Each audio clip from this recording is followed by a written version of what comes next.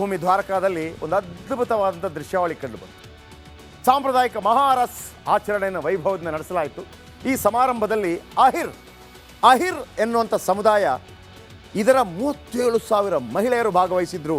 ಶ್ರೀಕೃಷ್ಣನ ಆರಾಧನೆಯಲ್ಲಿ ಅಹಿರ್ ಸಮುದಾಯದ ಮಹಿಳೆಯರ ನೃತ್ಯ ಮನಮೋಹಕವಾಗಿತ್ತು. ಈ ವೇಳೆ ಎಲ್ಲರೂ ಕೂಡ ಸಾಂಪ್ರದಾಯಿಕ ಉಡುಪುಗಳನ್ನು ಧರಿಸಿ ಯಾವ ರೀತಿ ಕಂಡು ಬರ್ತಾ ಇದ್ರು ನೋಡಿ.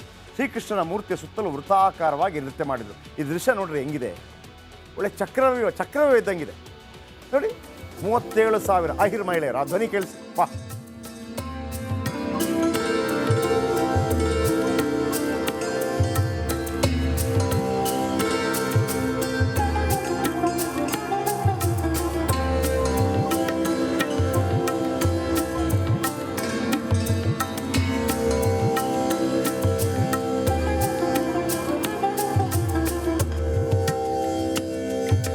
ನೋಡಿ 37,000 ಕೃಷ್ಣನು. ನೀವು ಪಂಡ್ರಾಪುರದಲ್ಲಿ ಹಿಂಗೆ ನೋಡ್ತೀರಿ, ಪಂಡ್ರಾಪುರದಲ್ಲೂ ಕೂಡ ಹಿಂಗೆ ನೋಡ್ತೀರಿ. ಕೃಷ್ಣ ವಿಷ್ಣುವಿನ ದೇವಸ್ಥಾನಗಳಿಗೆ ಒಂದೊಂದು ಮಹತ್ವ ಇರುತ್ತೆ.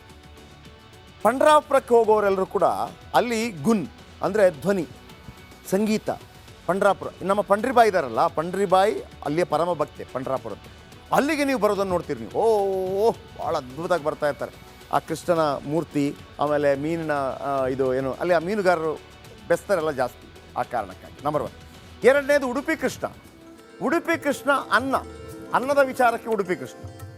ಆಮೇಲೆ ತಿರುಪತಿ ತಿಮ್ಮಪ್ಪ ವಿತ್ತ ಅಂದರೆ ದುಡ್ಡು. ಆಮೇಲೆ ಬೇರೆ ಇದೆ ನಿಮಗೆ. ಆಮೇಲೆ ನೀವು ಒಡಿಸ್ಸಾಗೆ ಹೋದಾಗ ಅಲ್ಲಿದೆಯಲ್ಲ, ಅಲ್ಲೂ ಅಷ್ಟೇ ಏನು ಜಗನ್ನಾಥ, ಅಲ್ಲಿ ವಿಷ್ಣುವಿನ ಆತ್ಮ ಇದೆ ಅಂತೇಳಿ ಒಂದು ಕಥೆ ಇದೆ. ಭಾಳ ಅದ್ಭುತವಾದ ನಂಬಿಕೆ. 12 ವರ್ಷಕ್ಕೊಮ್ಮೆ ಚೇಂಜ್ ಆಗುತ್ತೆ, ಕಣ್ಣಿಗೆ ಬಟ್ಟೆ ಕಟ್ಟೆ ಅದನ್ನು ಚೇಂಜ್ ಮಾಡ್ತಾರೆ. ಇದು ಮಥುರಾ. ಏನು ಅದ್ಭುತ ದೃಶ್ಯ ನೋಡ್ರಿ ಇದು. ಮೈ ಜುಮ್ಮನ್ನತ್ತೆ. ಅಹಿರ್ ಇದನ್ನು ಎಲ್ಲಿ ಪ್ರಾಕ್ಟೀಸ್ ಮಾಡಿ ನನಗೆ ಆಶ್ಚರ್ಯ ಆಗೋದು. ಈ ಜಾಗ ಎಲ್ಲಿ ಸಿಕ್ತು, ಹಿಂಗೆ ಮಾಡ್ಬೇಕಂತ ಇವ್ರಿಗೆ ಹೇಳ್ಕೊಟ್ಟವ್ರು ಯಾರು ಅಂತ ನೋಡಿ. ಈ ದೇಶ ಇದೆಯಲ್ಲ, ನಮ್ಮ ಭಾರತ ದೇಶ ಆಧ್ಯಾತ್ಮ ಭಕ್ತಿ ಪ್ರಧಾನವಾದ ದೇಶ.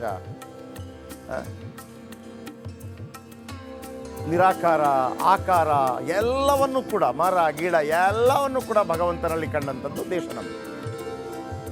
ಓಕೆ.